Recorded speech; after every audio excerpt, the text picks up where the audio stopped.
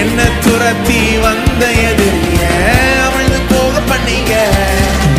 உயரத்தில் ஏற்றி வச்சீங்க, என்ன ஓஹோடு வாழ வச்சீங்க. உயரத்தில் ஏற்றி வச்சீங்க, என்ன ஓஹோடு வாழ வச்சீங்க. புதிய துவக்கம் எனக்கு தந்து என்ன மேன்மைப்படுத்துனீங்க ஐயா. புதிய துவக்கம்